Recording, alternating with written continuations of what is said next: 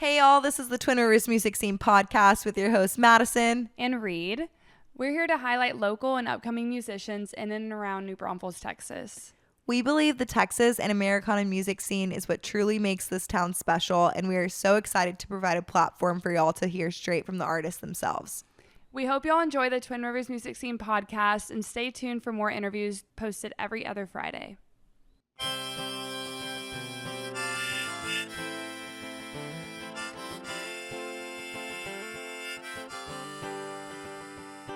No venue too far, any song at every bar, here to cover your needs. Twin Rivers Music Scene.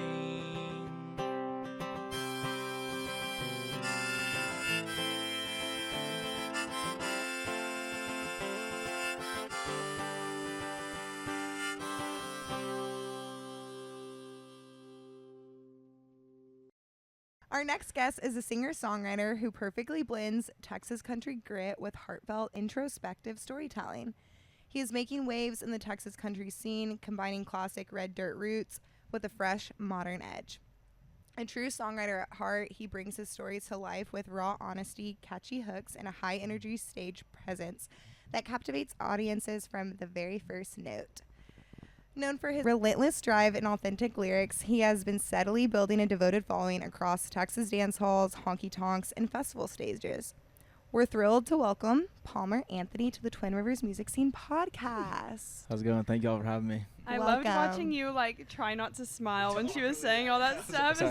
I should have been looking into your eyes. I would have heard. It was like it's like when you leave a voicemail and you hear yourself talk, and you're like that's what it felt like. I was like, what am I know what that says, and I'm just like, oh, it just felt awkward the whole time. But I appreciate it. Did you like it? Or yeah, no. Do you want me to try again? No, it's good. No. I mean, just hearing words said about me when I'm right here, I'm always just awkward about it. I didn't know if it was an awkward smile or a this makes me happy smile. Or you blushing? No, my ego's like, oh, she's so right. I'm such a great. That's no. That's it. Thank you. Well, we're here at Cowboys and Cadillacs in New Braunfels with Palmer before his show tonight, and we're in the cool Airstream that's on the second story, and we did a little readjusting, and now we're sitting here talking to him. So thanks for helping us move things around, get it ready, and everything. Yeah, they got the pink throne, so. We're in good shape up here. So. Yeah. How does it feel to be in the pink throne? I feel several things, to be honest, but mix of emotions. Yeah, I feel short for sure in this, but get the job done. I noticed that you put the pillow underneath. Yeah, it's a furry pillow. Give you a little boost. It's like a lift kit situation. I feel like we should do a little cheers. Cheers. Since we all have Cowboys and Cadillacs branded stuff. What's everybody drinking? Okay, yeah, let's share. Vodka water. Cheers. Tequila soda. Okay. Floaty special. I was just about to say something about the floaties, but yeah, my floaty special. Palmer was giving me shit, I guess, about these little tahini floaties. So cheers. Cheers. Okay, so also cheers to release day. Yes. Yeah. How does it feel? You just released Sober Over You. I was listening to it this morning. Very relatable, catchy, loved it, obsessed. I'm sorry, it's relatable. I know, it's sad, huh? Just in my car this morning crying. Yeah. Yeah, tears. But can you give us a little bit more insight about the song? Yeah, no, I mean, honestly, there's times we put songs out and I'm like, this is a up-tempo thing, or this will work for the summer, or this will be something like that. But this is one of those songs that I think in most cases, maybe you write a song at the beginning of the year, takes a couple months to decide if you want to record it and that kind of thing. But this was about a 3 or so month turnaround. So it was written, I think, in May and then recorded very soon after that. And then I think we submitted it to be released end of July. So it was something that was very quick and truly just because I loved the song and resonated with it a lot. And it's just something that I feel like is a relatable topic in our youth, we're trying to move on from something, and we're good when we're not drinking, but as we're all drinking now, it's you never really know in that situation. But I'm really proud of this one, and I think there's a lot of things that I look for in a song that I try to bring into my music, and it's a chorus that everyone can sing or get around, than verses that are a little more specific to me. So. Okay, so you said it took 3 years, but then you also said that was a quick turnaround. Sorry, 3 months. Oh, okay. Sorry, yeah, no, sorry. I think I meant 3 months. Okay, that makes Yeah. more sense. I was like, 3 years, quick. I was Yeah, like, you're how long does it oh, usually yeah, take? like 6. Yeah, 6 years. But no, it's usually it honestly takes probably a year from when you write it to get it produced, to have like content around it. And we got to shoot content in Billy Bob's, which is cool. That's cool. So we're kind of like starting sprinkling some of that stuff out. But I just love the song. I think I'm probably the biggest fan of the song first, but I just hope people can resonate with it and just enjoy it at the same time. So. Yeah. Well, you've got 2 people that have already said they can resonate Yeah. with Let's it. go. Hell yeah. Are y'all gonna do like a music video or anything for it? Because I saw some of your promo for it. Yeah, so we did like shoot a one take, so it's just like a continuous shot. We did it in Billy Bob's, and I have some of my band members in there. And this song, essentially, every chorus gets a little bigger. There's a little more instruments in each chorus, and that's kind of how we made the video. So every verse, I'm like taking a shot and progressively getting more drunk throughout the video. It's not real, but like Yeah. I was about to ask. there were a few shots taken. Yeah. I promise. We played this game actually. If you watch the video, I think we'll put it out probably about like a week or so. But if you watch the video, what we did is there's about 6 shots taken throughout the video between myself and the people in the video, and I essentially would go get the shots, and we get 4 fake ones and 2 real ones, and so no one really knew. It's like a Shot roulette. Who would, I yeah, know. yeah. But the best part was after a while, I started making sure my bass player got them. So like he got hammered. You got every single one. And by the last, if you watch the last take of this, I think we used the last take of this video. He's literally hammered in the video, and he's like playing hammered, but he's actually hammered in the video because he had taken all the shots. So that's perfect strategy for y'all. I thought to until actually get hammered for yeah, it. then I had to go feed him. So I'm like, he's gonna.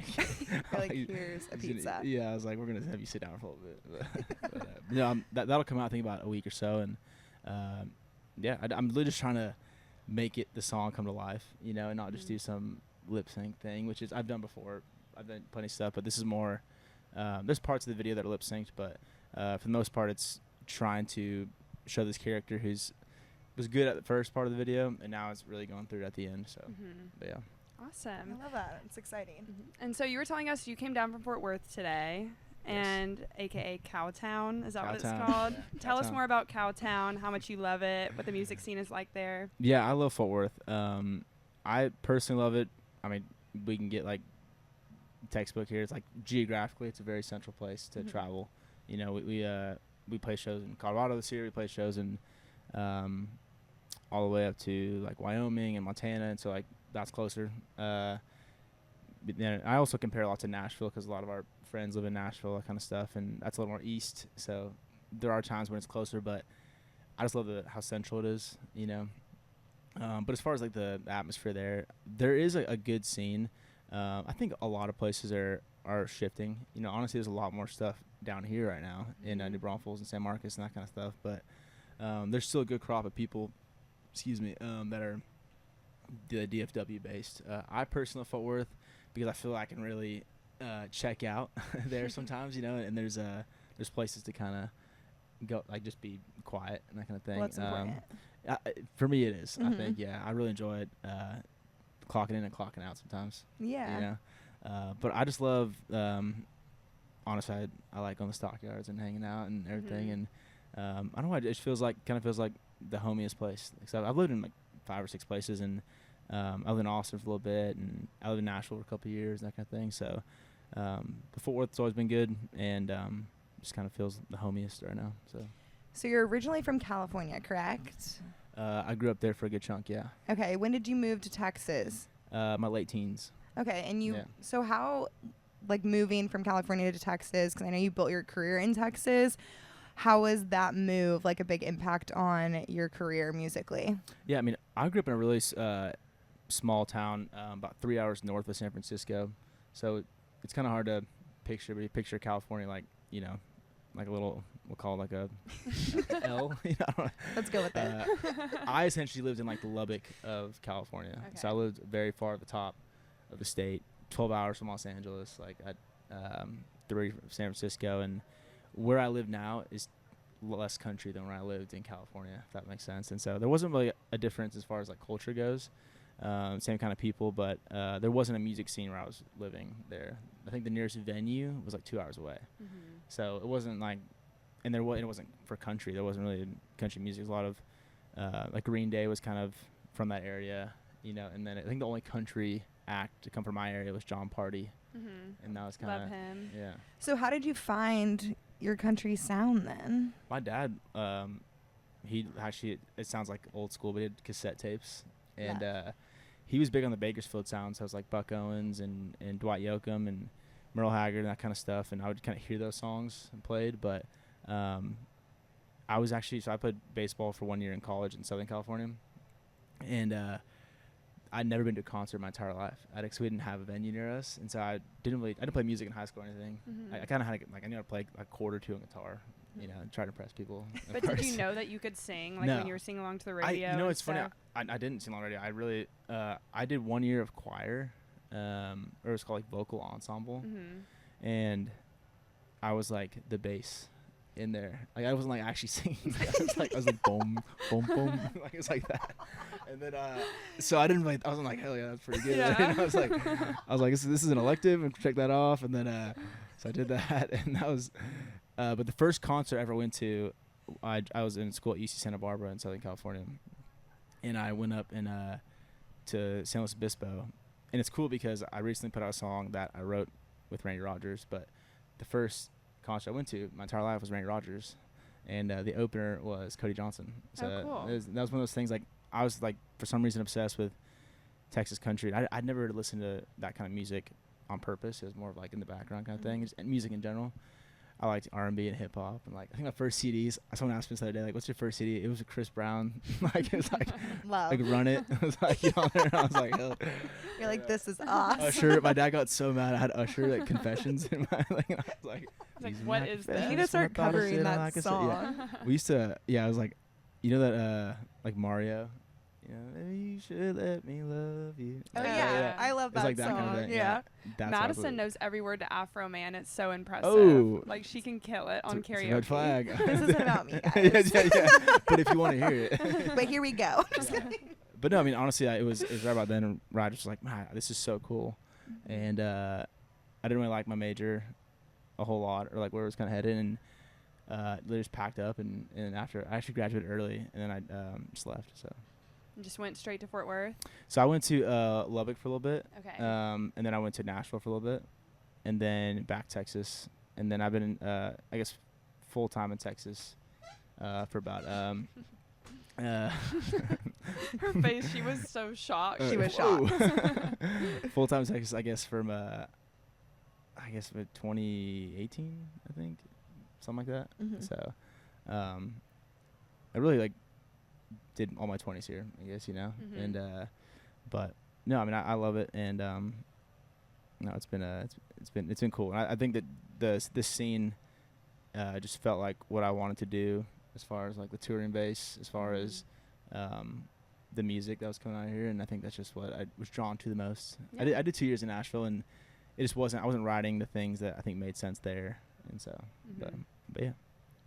So to kind of jump forward to present day, you've already shared the stage with a lot of like huge artists and everything, including you've been on tour with Ty Myers recently, right? Mm-hmm. How have those runs been for you to like collaborate with artists like that, and one, be on the road with them and get to know them, and two, also just like expose your music to a new fan base of people that maybe have not seen you before? Yeah, I think every fan base is truly different. You know, last year we did, I think, 10 shows at Riley Green, and that was a very unique fan base. And then the Thai crowd is also a very unique fan base, younger. Yeah. A lot younger.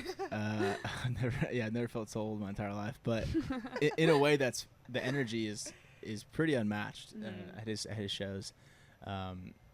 They're literally there just to watch music, which is really cool, and I appreciate that. And Ty's been really great to us and his whole family, and I met him last year actually in New Braunfels, or in San Antonio. We're on a writer's retreat, and we just hit it off as buds, and this is kind of as he was just starting to pick up steam and everything, and it's been a fun tour. We did I think 6 shows in the beginning of this year with Ty, and then we're doing 10 this fall.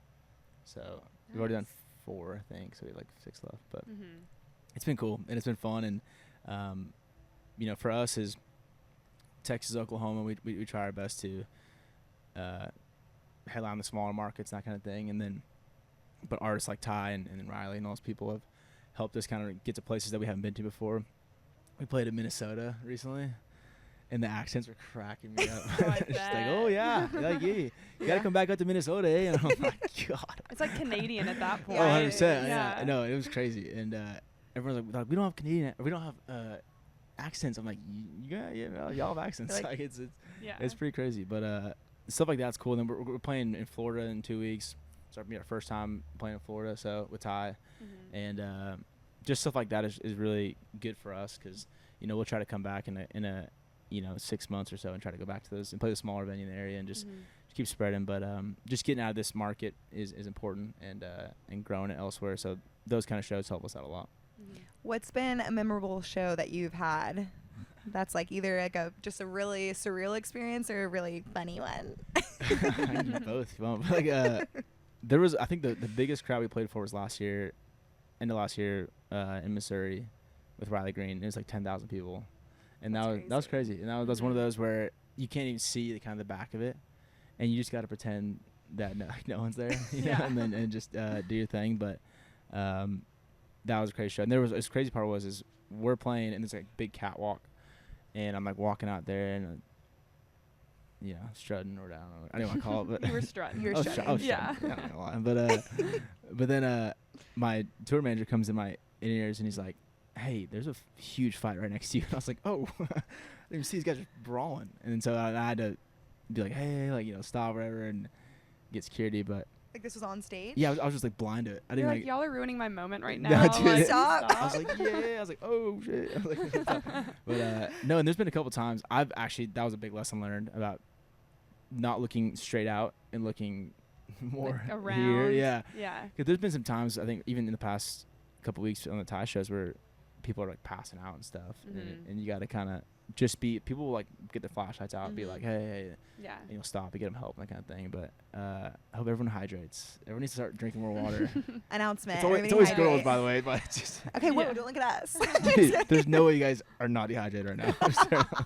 Honestly, it's true. I do feel a little We'll be dehydrated for the dehydrated. show tonight, probably pass out. And he's like, I told you, Yeah. hydrate up. And they're like, we tried. Well, we had ice. We had vodka water. Yeah, it's the same, right? Yeah, there's I was water on in my it. way to get a water, but then I literally got a ranch water instead. That's crazy how that happens. So, speaking of being on the road, I would love to know the evolution of like your tour vehicles. Like, did you start off in a van? Are you now in a bus? Like, how is that going? We're not in a bus yet. Okay. We'd love to be in a bus. Manifest. Buses are very Yes. expensive. Sponsors. no bus is going to be like, you want to have our bus? Like, Hey, you never know. No, it's crazy. The numbers are insane, actually. If you think about, someone told me the other day, it's about, depends on how old the bus is or how new the bus is, but it's like $1,200 to $2,500 a day. Like, Damn. for A a day? bus. Because you got the driver, Yeah. which is usually like $500 a day. You got the gas, or fuel. People get mad if you say that. Oh, really? You got fuel, the bus rental itself. There's like, not many people who own buses, from what I understand, but it's not cheap. And I think for us, I think what I heard someone say is that if you're not clearing $40K a night, you should not be in a bus. That's like good insight, though. Yeah. And it's a good goal to work towards Yeah. too. Oh yeah, I mean, we Yeah. love being in a bus. Trust me, like it'd be awesome. But So are y'all in You a can have van this right now? Airstream. van trailer, and then True. there's times like we had a show last week where it was like an hour away, and everyone just drove themselves because we're like, and I was pull a trailer on my truck kind of thing. But it really depends right now. It's really now that we hired like a business management team that we like signed on with, they're very much like, how cheap can we do this? Because like we want you to save money. And I'm like, we just splurge. Like, no, we can't splurge. Let's not splurge. Let's be smart about our money. Crazy. And I'm like, we could, but we like, but no, there's times like we did a run up to the northeast. Just the north, I guess. It was like Milwaukee, Madison, Wisconsin, and St. Paul, Minnesota. And then we're like, there's no way we could do this without getting like a very comfortable situation because it's 16 hours up there. And how many of y'all are there? 5? There's 5 to 6. Okay. Yeah. Gotcha. So you're all in there together, and you're like, Yeah. we need to be comfy somehow. Yeah. And I drive the whole time too. Do you like that, or Yeah, I guess. I don't know. It's like, do you like the control? He's probably a backseat driver, and they're like, no, you have to drive, or Well, else we'll be listening. it's more like, there's like liability things too Okay. that involve that. It's like paying for when our tour manager's out with us, I'll pay to have him insured, if that makes sense. Like, Yeah, that makes sense. it depends on the situation. Because if every driver that sits behind the wheel, I mean, there's plenty of people who don't do that, and you could, they could be driving and like rear end someone, and they're liable for it. And I don't want to put that kind of pressure on people. So Yeah. That's very nice. yeah. So if we were to go into your tour van right now, like what would we find in there? What kind of food and drinks and other stuff is in there? So I'm a little bit. I like to be clean, Good. and everyone else in my band does not like to be clean. Ooh. Except for one of my guitar players, he's kind of clean. But it's just always like, I personally, y'all think I'm so weird, but it's I like can't wait. I just like those Gator Light hydrating things. It's Like they're Gatorades? Gatorades, but they're like the Hydrolite, like The ones that you like hydrate. put in. Well, no, they're like, I'll show you a picture later. But it's a Gatorade, but it's you know electrolyte, those little like things you're supposed to drink. Yeah. Like, it's like Pedialyte basically. Oh, okay. I just like those.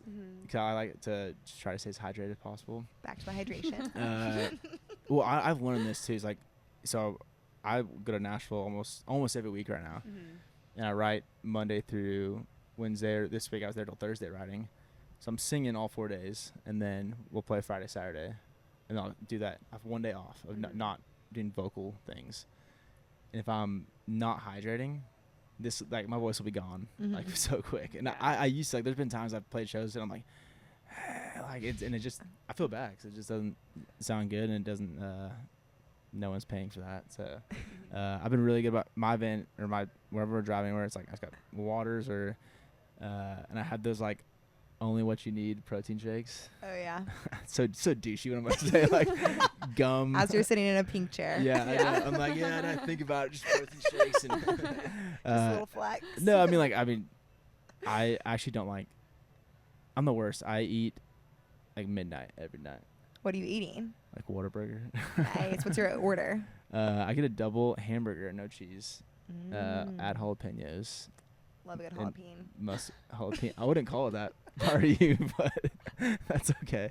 The way you said it would stop both of us in our tracks. You kind We're of like, hung on "Wait, that what?" last part Yeah. there too. I just forgot the O. Honest mistake. I've heard you say it before, but it just like right now I was like, wait, what? Like it's not Yeah. the time. It's pretty crazy how He's gonna start quiet saying it got. it too. I'm actually not because I'm. Whatever. Leave me and my little floaties alone. Okay, let me toss this back. If you guys were having a long road trip every weekend, what would be in your guys'? Okay, whoa. Why are you trying to interview us? I'm just curious. No, I love it. Okay, I would have like iced coffee of some sort, obviously. And then food-wise, this sounds so gross, but I eat sauerkraut every day, and so I would have to have like sauerkraut in there somehow. Well, hold on. I know it's gross. That's not the No, main no, no, meal, but but like- that would have to be in Okay. there. I like sauerkraut and a hot dog. I just eat it straight. That's It's good for your gut health. So is like pre and probiotics. Like, I know it's the same. I know, but I've become like addicted to it. So okay. sauerkraut. You should get some yeah. help for that. But She's working on her gut health. You can tell I haven't been on the road. I'm saying like impractical things like sauerkraut and iced if you coffee think you can bring in a the bag of van. sauerkraut and then everyone's just gonna be chill with it, but, You're Like mistaken. rancid day one. well, They're you can't throw like it you out. can't bring like a lot. There's times you bring jerky and it just smells the whole time. But Okay, turkey's so like what- a great road tripping Yeah. food. Wait, this No, I do I want to agree, know. but, like, it are d- there things that you tell your bandmates that you can't bring? Like, do you have a no list? So there are some rules in that I don't vape or any of that kind of stuff. Oh yeah, Uh, it's bad for your vocals. You that- can't be Do doing you that. zen? Yeah. I just drunk cigarettes sometimes. That's all I do. Drunk But cigarettes. They don't count though. they don't count. Scientifically. Yeah, legally too. But I don't. I used to zen. I stopped zenning because it made me anxious for some reason. I was like, Yeah, I do them, and I feel the same She needs way. to look in the she's mirror. like, why does this happen? Yeah, and she's like calling me, and I'm like, Yeah. what do you have in your mouth? No, it was So I don't do that kind of. Again, it's more. I don't mind it, and I enjoy a zen here and there. I think I had a lady zen last night. Actually, I think about it, but What milligram are you at? no, I don't. I really Weed. right now. No, she's like, what's your flavor? What's your She's like literally what- bowing up to you right yeah. now. So when I was doing it, like the at the prime of my zen days, it was like 6s and there's cinnamon. Okay. But Nice. right now I would maybe do a 3 peppermint. Okay, so the flavor changes with the milligrams. It's too. just growing up a little bit, you know. Yeah, just have a just little more maturing. respect for It's a myself. manly amount Yeah, and flavor. 3 is not a manly amount. I'm very aware of that. A classy guy. No, I enjoy just after a couple beverages at Camel Blue, you know. Okay. Yeah, Camel Blues, Turkish, not red. Turkish, yeah. There aren't Camel Reds, but I appreciate that. But, You're thinking Marble Red. yeah, it's okay. Can you tell I don't smoke? No, couldn't tell. Okay, I kind of want to go back to songwriting because you mentioned a songwriting retreat. And I know you go to Nashville, you're saying weekly right now. How is the process? I'm guessing it changes, but how long are these writing retreats? How often do you go? And I guess who's all there? Like how many songwriters? Does it change?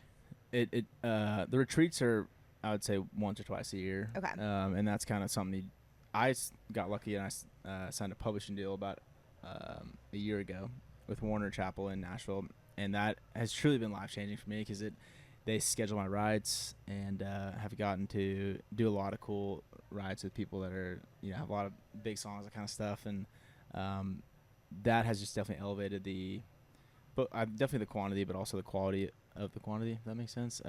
I've always loved writing, and that's why I started in music. It wasn't because of like being on stage or that kind of stuff. I just truly enjoy writing a song, and I remember the first time I got in a room, and so the first time I got in a room with like a bunch of big writers, and it was the guys were Ross Copperman, Randy Montana, and John Knight, and if you look them up, they have combined I think 54 #1 singles. Wow. And so I walked in there and I was like, boys, we got 54 #1s in this room right now.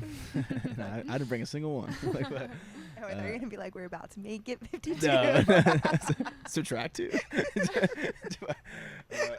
That was quick math there. But Did you realize you said 54 and then you went to 52? I know, I went to 52. I thought you said I'm taking 51. 2 y'all, throwing them right out. We're getting I might have right said, on like, I no. honestly, no, I might have said 51. That's my so bad. funny. We're on Camel Reds. Yeah, Camel Reds. Subtracting math. Just on it today. Yeah, to start zinning, honestly. Back to you. And we're back. No, but the rides have been cool, and truly, I think you have to find a camp or like a group of people that you really gel with if you want to write consistently and that kind of thing. But I do love writing by myself, and I think a lot of people that I know like writing by themselves, and I do get most of my ideas, and I'll try to walk into it right with like a verse and a chorus. So I'll be home in Fort Worth, and if I'm not in Nashville, I'll sit there and I love coming in with ideas and like stuff that's going on in my life, or every write kind of everyone has a job, you know. If you're writing consistently in Nashville, don't get me wrong, there's times when you and your buddy can get together on someone's back porch like here in Texas, and it's very simple, and you just kind of talk and you just kind of make a song that way happen. But when it's cyclical like it is in Nashville in our situation, it really is someone kind of comes with an idea, someone kind of comes with a start on something. There's a guy who usually builds a track around it and on the spot will produce something. That's which cool. is really different nowadays, which is cool. And then there's someone who will be, I call the glue, excuse me, where you kind of, you don't get tequila soda, you just get tequila water. It's like making me burp. I was going to pat you on the back, but know, I like really thanks. resisted. Get it Really out. just more masculine. Just Yeah. like, all right, little baby. But no, I mean, there's someone in there who's usually like, I call the glue, where I'm it's probably surprising to you guys, I'm kind of spaz sometimes in those writing rooms, and so I'll throw like 10 ways to write this line, and they're kind of the person who goes, I like that one, and then I call glue it together, that kind of thing. Very cool. I like to go in there and just say all the different ways I would say something, or all the different ideas, and in that situation, in most cases, someone has to kind of reel it in and be like, all right, you just wrote like 10 different ideas, like let's figure it out and thing. And so those writes are fun and those writes are cool, but yeah, no, it's my favorite thing about the industry. I'll say that. Mm-hmm. Is there somebody that you haven't gotten a chance to write with that you would love to? It's actually on my calendar coming up, which I'm really excited about. Can you tell us? Yeah, I mean, I've checked off people that I'd never thought I'd be able to check off. I got to write some of my favorite writers. I got to write with Randy Rogers a couple times now at this point. Randy Montana is another guy, and he's written songs like Pretty Heart, Parker McCollum, and Beer Never Broke My Heart, Luke Combs. Like he's got so many hits, and a guy named Steve Mokler who's written a bunch of big songs, and Tony Lane, who wrote Run by George Strait, and That is one of my favorites. and he is one of the, like, these are all kind of people. Jesse Alexander, who wrote I Drive Your Truck, Lee Bryce, and Mm-hmm. and she was kind enough to sing on a song they wrote together too. So there's been a couple bucket list things like that, but I have a right coming up with Sean McConnell. And Oh, I'm that's like, awesome. We love Sean McConnell. I'm Yeah. so It's gonna be excited. great. I'm trying not to fangirl that day, but it's a two-way too. It's just him and I, That's awesome. and just a massive fan. He's written so many big Texas country music songs, Mm-hmm. and I'm just a fan of his artistry too. So that's a bucket list thing coming up that I'm really excited about. That's It's exciting. yeah, in about 2 months I think, or a month or so. But yeah, so. So of the songs that you've written, which one is like your favorite to play live, and also which one do you notice people singing back to you most? It's usually the, the opposite. It's like the ones that like I really love, no one likes. But You're like the song. yeah, no, and it's usually the simple ones. If I'm like, oh my God, whatever. But right now, I think I see a lot of people know is a song we have called "Same Blue Eyes." The most reaction we've gotten at shows is for our new song that just came out, actually, "Sober Over You." I saw a video of that on TikTok of like a huge, I don't Yeah. know what venue it was, but it was like way back in a crowd and they were Yeah. singing it back to you. It's crazy. Yeah. It is. It's I don't ask people to take their phones out. They just Mhm. kind of take their phones out. Mm-hmm. And it's been at these Thai shows, and it's just been people. 'Cause it's kind of a sway song, like kind of and for some reason, I always cue it up this way, and I'm always like, if anyone out there is trying to get over somebody, like the song's for you. This it's a classic tale of saying, when you're sober, you're not worried about them, but when you get drunk, you want to call their ass. And so like, everyone, Yeah. like We all same, literally like, yeah. same. Yeah. And then we start playing it, and the flashlights just start coming out, and I'm like, hell yeah. So that one's been honestly easily the biggest reaction we started to get from people in a song that early. But my favorite song that I've put out is a song called "Ain't Looking for Love," and that was just one I wrote by myself, and in like 30 minutes, and that's kind of rare. I feel like for me and for most, I'd say. Fast. For me, it usually takes me a lot longer because I can't focus. But that song I'm really proud of, and it really didn't do anything like as far as the streaming sides of things goes. But it's my favorite music video we put out. It's my favorite song. I love the sound. It's one of those songs like if my song comes on shuffle, I just like skip it. Mhm. But that song I never skip because I actually enjoy listening to it. So I love Yeah, that. yeah. I will say my favorite song of yours is "Boy Who Cried Whiskey." I love that Okay, work tape that's EP. crazy. That's how I discovered you. that's how. And I love those songs that are on it, and that one's just like so catchy. That's to crazy. me. That's the Yeah. one I wrote with Randy Oh, Rogers. really? Yeah, Cool. and William Beckman. Nice. So Oh, yeah. Love both of them. How do you get ready for a show? Oh, Trinky. I'm just How kidding, many? No. Well, Do you have any pre-show rituals with also like your band?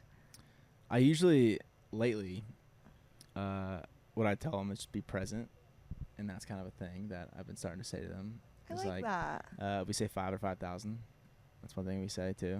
Mhm. And just be really present. I think is it's something I've been trying to, remind them. And they're all really smart dudes and really passionate guys, and we have such a great friendship. I think that's the 5 or 6 of us, and we all hang out. I called like we did I posted it like it was like a month or two ago, but we all went to the Rangers game, and like it was like all 6 of us just sitting there, just buds. Like we're all truly kind of friends, like truly best friends outside of this too. And so I think in the moment when you're tired and when you've been driving all day or you've been sound checking and you're sweaty or whatever, it's like just saying, hey boys, let's be present for an hour.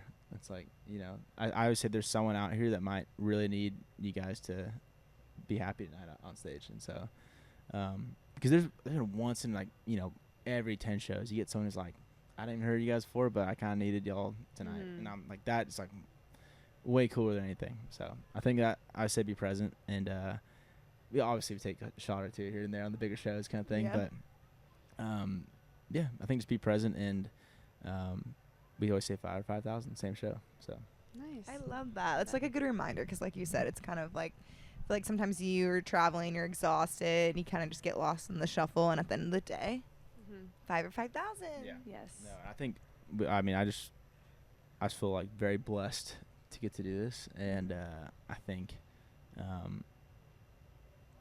we can get very I use this word a couple times, but cyclical in the sense where you sound check, you chill, you eat, you go play, you go hotel, next place. And it's like, there is some point on stage where I try to go around and just like slap 'em on the butt or something, and be like, hey, this is fun, like, like, and there are very like happy dudes and very happy to be out there, but I think it's important to be very present and just look out for each other always, and just like, if something's going wrong, like back each other up, kind of thing. There's never a perfect show, in that sense, but yeah, I think that's a big thing. I sound like an old man saying that, but No, but it's true and important. So yeah, no, and it's a long road any way you paint it, and I think just being present is really important right now. So yeah. So can you tell people what you have coming up? I know you just released a single, but any like big shows that people can check you out at, and then also where they can find you on social media and online. Yeah. I would say to come to Ty Meyer shows that we're on right now, but they're all sold out. Perfect. That's Dang. awesome. Great Yeah. problem. yeah, great problem to have. Yeah, we still know somebody. I mean, Yeah.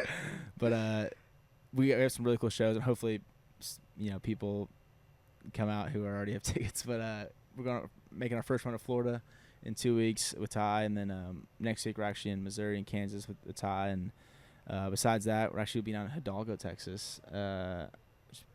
Far south as I've been down here. I was gonna say. With Tracy Lawrence, that's coming up, and then Iconic. I don't think it's confirmed yet. Obsessed. I believe we're gonna be in Helotes soon. By the way, Outdoors? yeah, Yay, that's a Love. local show. with the big band that I'll tell you all off this. I don't know if it's. I can't announced wait. yet. Sorry. Y'all Sorry, can't we'll hear. bleep you. In I'm just kidding. I don't know how to do November. that. In November. Okay. But we'll have to get y'all out for that one too. That'd be fun. So. Yeah. We would love to. But yeah, then besides that, in end of November, December, I'm recording a record. So I'm excited about that, and starting to chase a certain sound that I'm really passionate about. But besides that, my social is just Palmer Anthony Music, but everywhere. I guess TikTok is Palmer Anthony.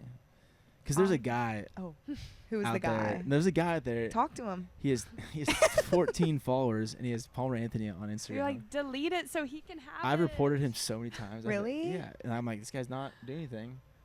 So I had to use Palmer Anthony Music, so I wanted to use just Palmer Anthony. Yeah. Have you But- messaged him directly? Oh, yeah. What does he say? He doesn't respond. He doesn't even read it. He probably doesn't even get Yeah, I was back. gonna inactive, say yeah. it's probably Ever. inactive. Yeah. Well, his name's Anthony Palmer, too. Because it says, like, Palmer Anthony, then he goes, Anthony Palmer. I'm like, dude, first he of all, just, like, stole your name, and it's not even his right not even name. right- yeah, it's I the know. opposite. it's just frustrating. I think, we have beef, but we'll see. Oh, I'm so sorry. Yeah. Well, maybe one day. Maybe he'll listen and feel bad and give it back to you. Or if anybody has any Instagram plugs, help us out. All right. Well, thank you so much, seriously, for sitting down and talking to us. We can't wait for your show tonight, Cowboys and Cadillacs. Obviously, this will come out after, so don't show up because It's over. you'll be It'll be sad. someone else. this throne will still be here, though. Yeah, Yeah. but the throne will still be here. We'll see who's next.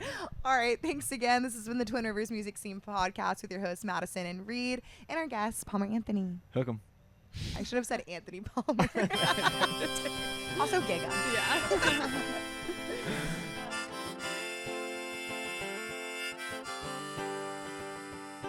No venue too far, any song at every bar. Here to cover your needs. Twin Rivers Music Scene.